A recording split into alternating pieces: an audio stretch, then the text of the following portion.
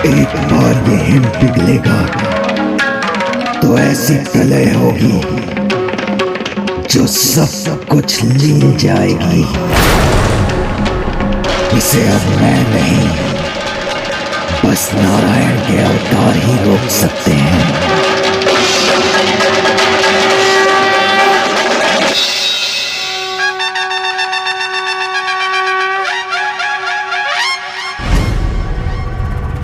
यदि मेरे हाथ में कोई उपाय होता तो मैं अवश्य करता।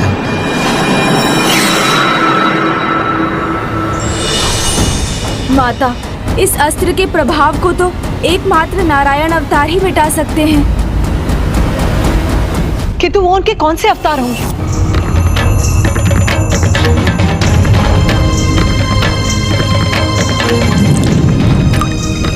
शीघ्रता करो गणेश, क्योंकि ये हिम अब पिघलने ही जा रही है।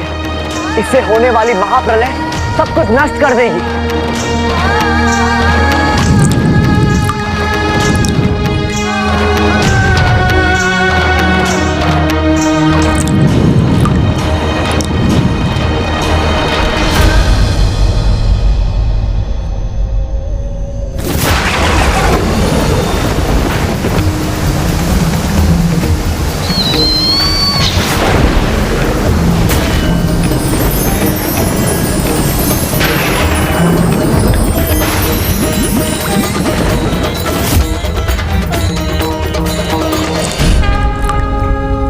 प्रभु नारायण के कूर्म अवतार।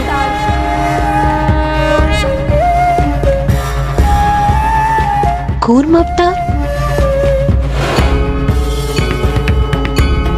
पूर्व काल में जब मंदार पर्वत सागर के जल में डूब रहे थे, तब प्रभु कूर्म ने ही उन्हें अपनी पृष्ठ का आधार प्रदान किया था। इसलिए अब भी पृथ्वी को इस महासागर में विलीन होने से वही बचा सकते हैं।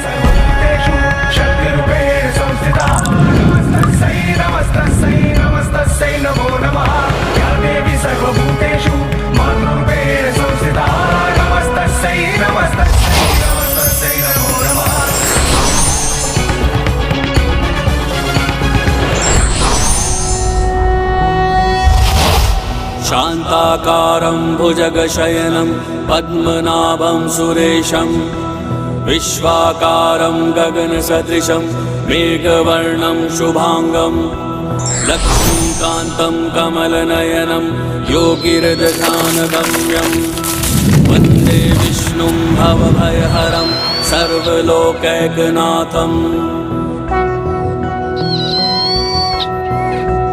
मैं भी इसे नहीं रोक सकता, किंतु मैं वचन देता हूं कि जब ये सब समाप्त होगा। प्रभु नारायण के कूर्म अवतार की जय। प्रभु नारायण के कूर्म अवतार की। नारायण के कूर्म अवतार।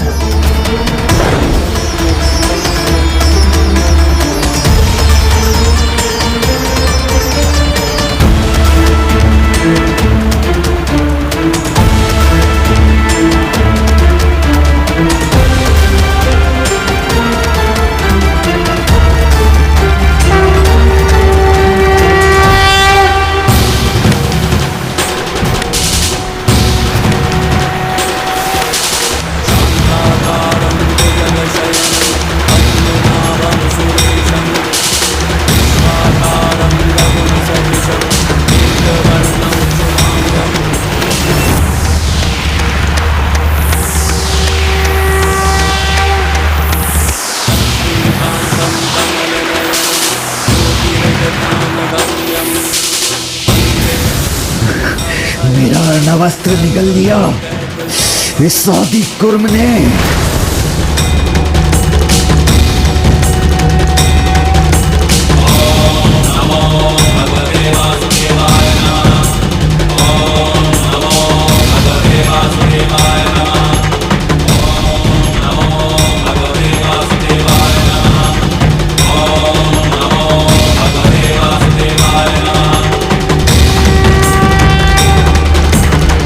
ये विनाश रुक गया है स्वामी।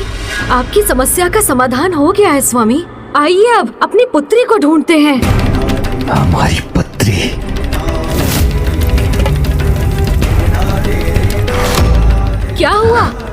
हमें उसे ढूंढने में विलम्ब नहीं करना चाहिए स्वामी। योद्धा हूं मैं, युद्ध कर रहा हूं। उसे अधूरा छोड़कर मैं कहीं नहीं जा सकता।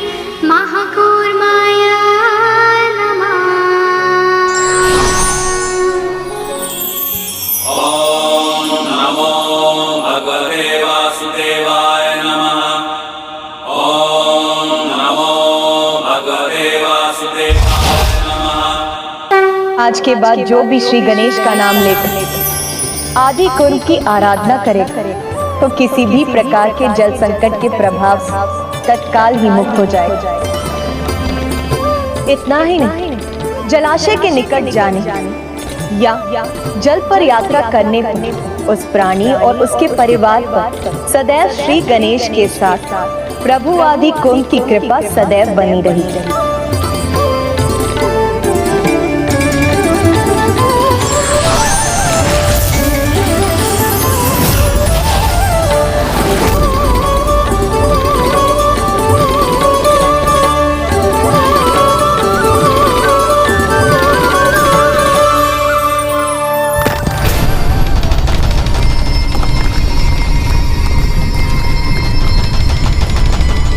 गणेश जी, अब ये कौन सा नवीन संकट आन पड़ा है?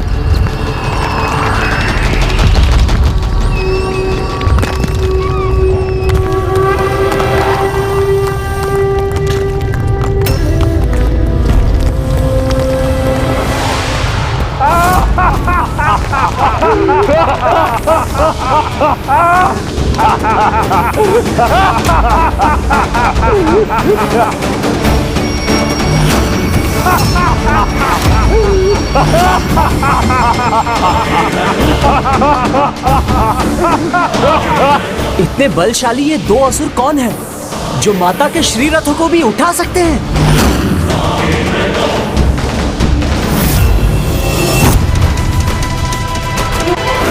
मेरा ध्यान थोड़ा सा क्या भटका कि तुमने मेरा अर्णव अस्त्र विफल कर दिया, किंतु ये दोनों कदापि असफल नहीं होंगे, क्योंकि इन्हें पहचान पाना ही नहीं, इन्हें पराजित करना भी असंभव है। जो तुमने किया है उसका दंड तो तुम्हें भुगतना ही होगा भंडासुर।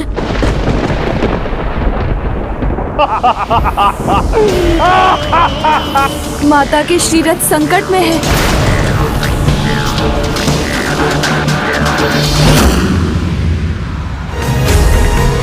निशस्त्र खड़ी है माताओं की सेना।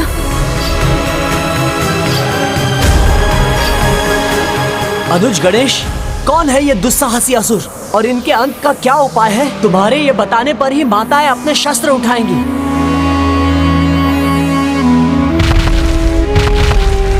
यही प्रश्न तो मेरे मस्तिष्क में भी गूंज रहा है, किंतु बिना इन असुरों को पहचाने इनके अंत का उपाय माता को बताना संभव नहीं।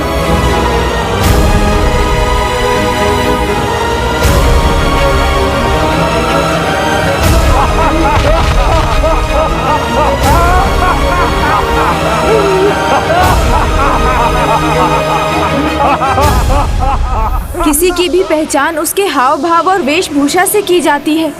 इन्हें देखकर तो यही लग रहा है कि ये पूर्व काल के कोई असुर सम्राट हैं। नहीं गणेश जी, इस बार आपका इन्हें पहचानना संभव नहीं। इसलिए गणेश जी, पराजय का मुख देखने के लिए तैयार हो जाइए। इनकी पराजय तो हमारे आगमन से ही निश्चित हो गई है भ्राता।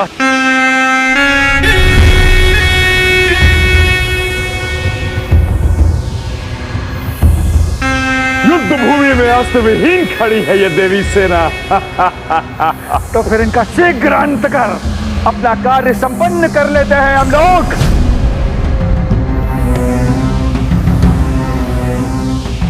गणेश जी, शीघ्र पहचानिए इसे। कौन है ये और इनका अंत कैसे होगा?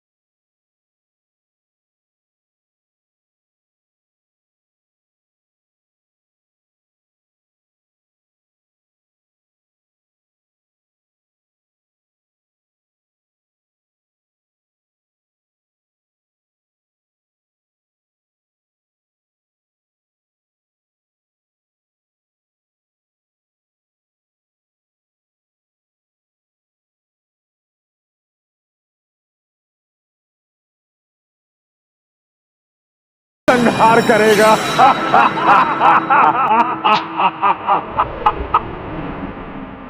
ना प्रहार होगा ना ही संहार।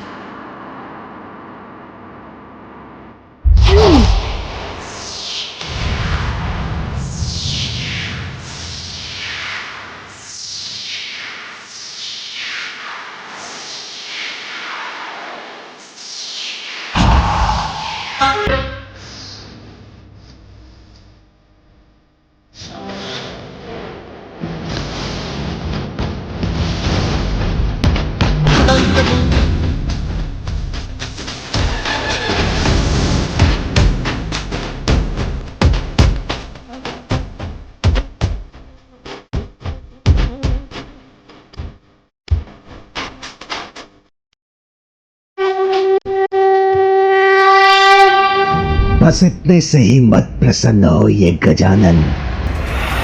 इनके रण कौशल से देवियों का अंत तो होगा ही, आपके अचंभे की सीमा भी पार हो जाएगी।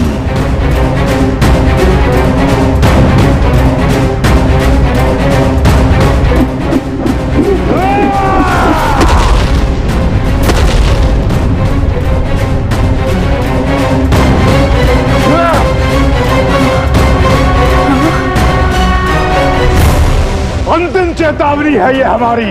अपने अस्त्र उठाओ और युद्ध करो हमसे, अन्यथा हमारे अस्त्र कुचल देंगे तुम्हें। इतनी शीघ्रता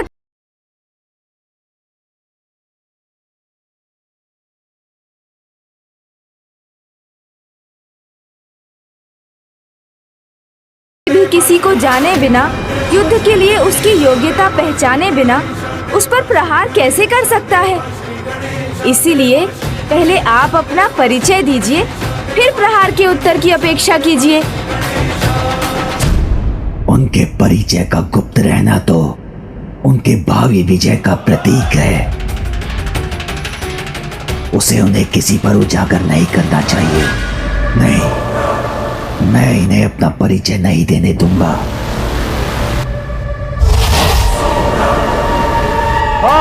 उचित है। शत्रु को तो अवश्य पता होना चाहिए कि सामने वाला योद्धा कौन है। हम हैं।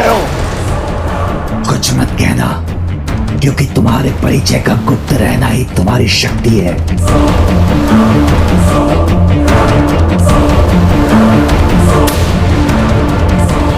आप दोनों एकाएक शांत क्यों हो गए? तो दीजिए ना अपना परिचय, बताइए ना कौन है आप दोनों महायोद्धा? भंडासुर, भंडासुर, भंडासुर, उन्हीं के लिए युद्ध कर रहे हैं हम।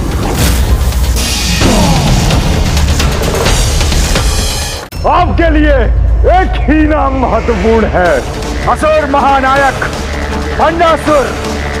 उन्हीं के लिए युद्ध कर रहे हैं हम। ओह, तो आप दोनों महाबली असुर किसी अन्य असुर के अधीन हैं। ये कैसा दुर्भाग्य है आपका। मुझे तो लगा था आप अतीत की परछाइयों से अपने नाम पर लगे कलंक को मिटाने आए हैं। स्वयं सम्राट होकर क्या आप ये नहीं चाहेंगे कि संपूर्ण संसार आपको आपके नाम से पहचाने, ना कि भंडासुर के सैनिकों के रूप में जाने।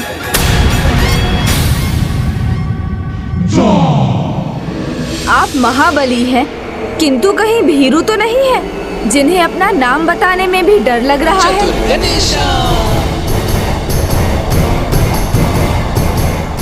नहीं नहीं, कुछ मत कहो तुम दोनों। माता पराशक्ति, श्री माता ललिता के श्री रथों को उठाने वाले महापराक्रमी असुर किसी अन्य के सेवक नहीं, महायोद्धा, महासम्राट हैं। ये जगत को ज्ञात होना ही चाहिए, इसलिए गुप्त मत रखिए, अपने नाम बता दीजिए।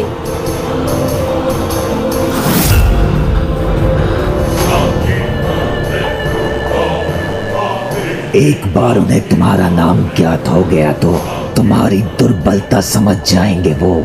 इसीलिए अपना नाम मत बताना, कदापि मत बताना। बताइए ना, आप अपना नाम बताइए। एक बार उन्हें तुम्हारा नाम ज्ञात हो गया तो तुम्हारी दुर्बलता समझ जाएंगे वो।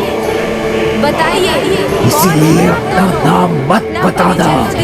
एक बार उन्हें तुम्हारा नाम ज्ञात हो गया तो कदापि मत बताना, तुम्हारी दुर्बलता समझ जाएंगे वो।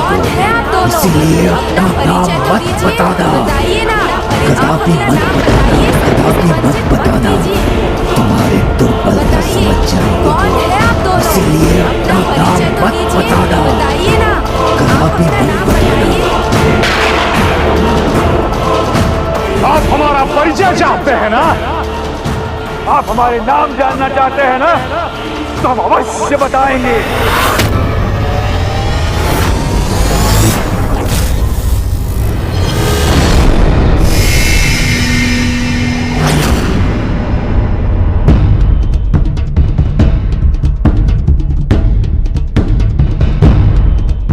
आप हमारा परिचय चाहते हैं ना?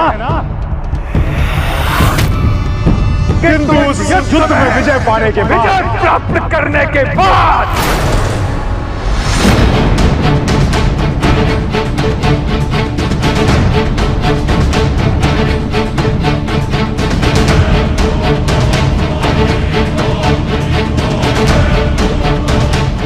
और हाँ, आप सभी का सर्वनाश करने के बाद जगत को अपना नाम भी बताएंगे हम। ओह, तो अभी बताने से भयभीत हैं आप? क्या इसीलिए कि कहीं आपकी पराजय हो गई तो आपके नाम पर एक और कलंक लग जाएगा? संसार आपको तुच्छ असुर मानेगा, जिन्हें एक नया अवसर भी मिला किंतु वो पुनः पराजित हो गए। सत्य है ना? पराजय के भय से ही अपना नाम नहीं बता रहे हैं ना आप? चतुर गणेशा।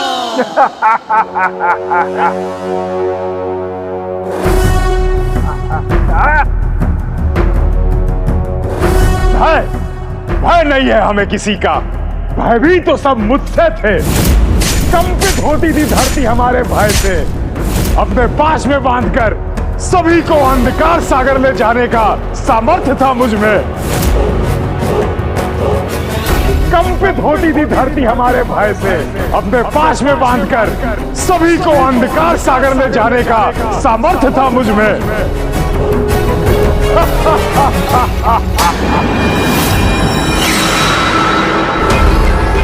मत कहो कुछ, शांत हो जाओ। भयभीत होकर समस्त जगत मेरी पूजा करता था। मंदिरों में नारायण के स्थान पर मेरी पूजा करता था। मुझे भय किस बात का? समझ गया, आपका इतना ही परिचय पर्याप्त है मेरे लिए।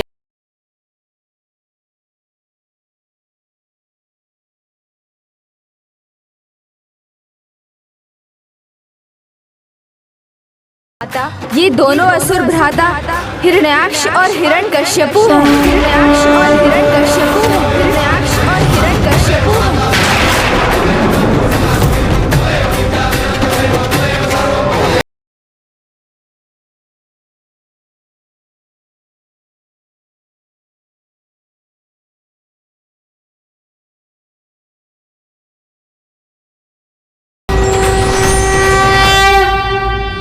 पराक्रम के साथ सूझबूझ का प्रयोग करने वालों की विजय निश्चित है।